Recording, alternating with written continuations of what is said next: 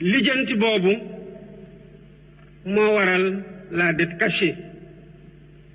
Parce que quand on est sûr de ce qu'on doit faire, de ce qu'on veut faire pour apporter des solutions suite à un diagnostic, on doit pouvoir partager clairement les solutions qui sont envisagées.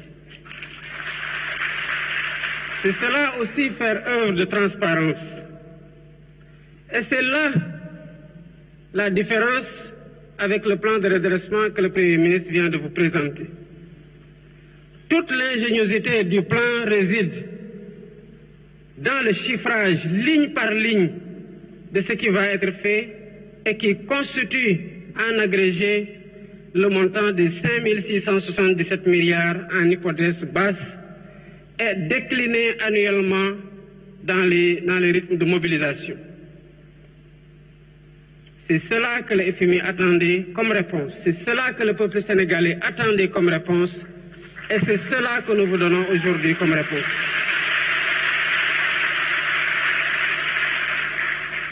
Le Premier ministre l'a dit à juste titre. Le redressement a commencé avant ma prestation de serment.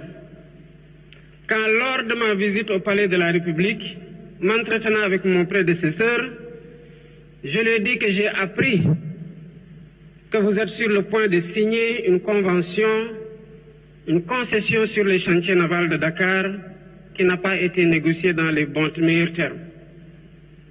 Évidemment, il s'en est défendu, mais je lui ai demandé de stopper.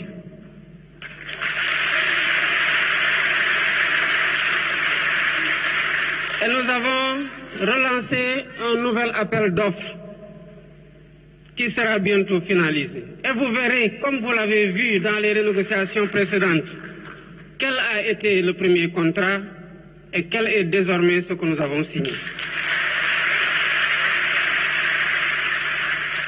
Le redressement a commencé aussi avec la réactivation du Comité national de la dette publique. Évidemment, tout le monde se pose la question de savoir, mais comment cela a-t-il pu arriver sans que les ressorts de vigilance de l'État ne puissent se déployer? Évidemment, ils ont désactivé tout ce qui aurait pu donner l'alerte pour qu'on puisse freiner ou faire freiner des quatre fers. Aujourd'hui, quel que soit le marché qui est attendu, l'avis du Comité national de dette publique est systématiquement requis, ce qui permet au Trésor d'avoir une visibilité sur l'endettement. Mesdames, Messieurs, le redressement a commencé et se poursuit. Cette semaine, j'ai convoqué une session extraordinaire de l'Assemblée nationale pour le vote de 4 lois sur la transparence.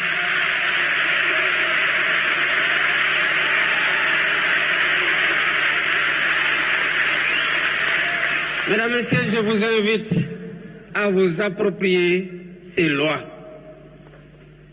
Ça fait une année que nous travaillons sur ces lois pour nous assurer d'avoir le meilleur dispositif de lutte contre la corruption et de promotion de la bonne gouvernance. Et vous le verrez, peut-être que vous partagerez mon sentiment. Et Dieu sait que j'ai été particulièrement exigeant. Je suis très satisfait.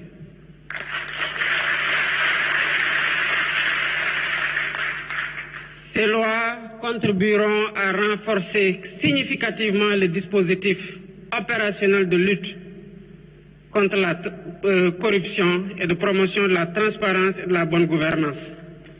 Et ces lois constitueront un rempart sûr contre les prévarications de toutes sortes. Il appartiendra au peuple sénégalais d'en être la vigie pour l'application systématique des dispositions qui seront retenues. Comme vous le savez, la reddition des comptes aussi se poursuit.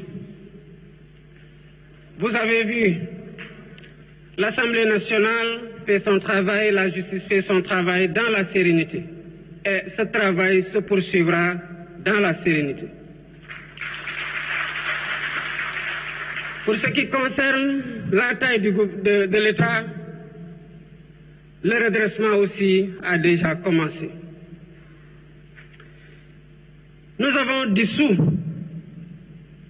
le Haut Conseil des collectivités territoriales et le Conseil économique, social et environnemental. Qu'est-ce que nous avons fait par la suite des budgets de ces deux institutions? Nous avons recruté 2000 enseignants.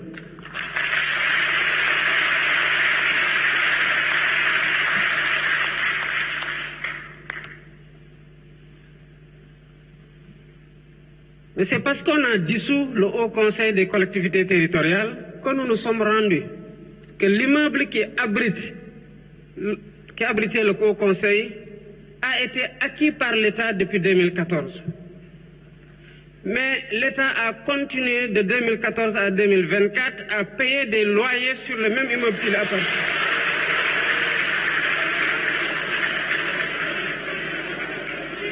Et cela pour un coût cumulé d'au moins 3 milliards en 2024.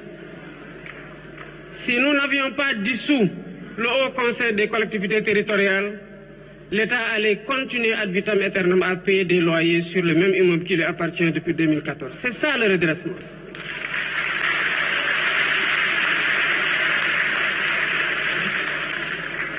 Ces institutions ont été dissoutes, mais le Sénégal continue à marcher, et mieux.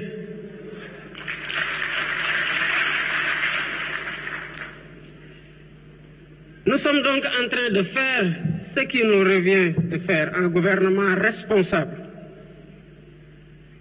soucieux des difficultés qu'endure le peuple sénégalais et ayant à cœur d'y apporter les solutions les plus immédiates.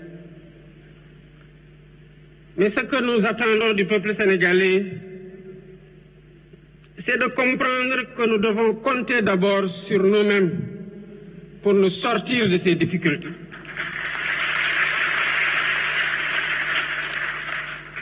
Mesdames, Messieurs, à chaque fois que nous allons dans les pays qui se développent, disons-nous bien que Dieu n'a descendu dans ces pays que des hommes et des femmes avec 2 mains, 5 doigts dans chaque main. Et c'est les filles et les fils de ces pays qui ont bâti ces pays que nous envions aujourd'hui. J'ai eu ici hier un invité d'honneur lors de la consécration des meilleurs élèves de notre école. Nous partageons tous, je le pense, la même conviction après avoir assisté à la décoration de M. Pape Nathan Goubaye. C'est qu'avec de la volonté, nous pouvons déplacer des montagnes. Et si un Sénégalais l'a fait, c'est parce que cette ressource se trouve en chacune et en chacun d'entre nous. Nous sommes en mesure de redresser la situation et nous avons déjà commencé à la redresser. Il n'y a qu'à poursuivre et à consolider les efforts en cours et Inch'Allah, tout ira très bien.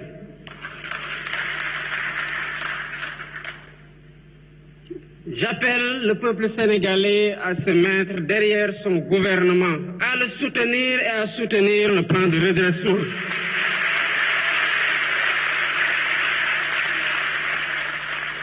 Les bénéfices de ce plan iront déjà au peuple. Ils vont déjà au peuple. Par le recrutement, je l'ai dit tantôt, de 2000 enseignants. Par le recrutement projeté de 500 enseignants du supérieur. Par le recrutement de 200 enseignants pour la formation professionnelle et technique. Et tous ces enseignants prennent en charge qui? Nos enfants. C'est ça le bénéfice du redressement, entre autres. Je passerai sur les autres impacts que le Premier ministre a brillamment exposés et conclure pour dire à l'ensemble du peuple sénégalais que ce que nous vous avons présenté et que nous envisageons de faire ne se fera pas sans vous. Il se fera pour vous. Il se fera avec vous.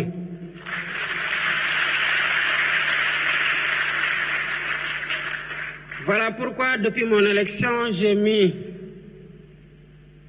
en place une gouvernance de concertation qui a donné lieu déjà à plusieurs assises ou états généraux, à l'occasion desquels nous nous sommes parlé dans la vérité. Et nous avons ensemble conçu des solutions que nous avons considérées comme étant les meilleures et les plus adaptées à la situation. Il nous faut les dérouler dans la solidarité, dans l'effort permanent, dans le sérieux, avec la résilience qu'il faut. Et tout ira bien, Inch'Allah. Je vous remercie de votre attention.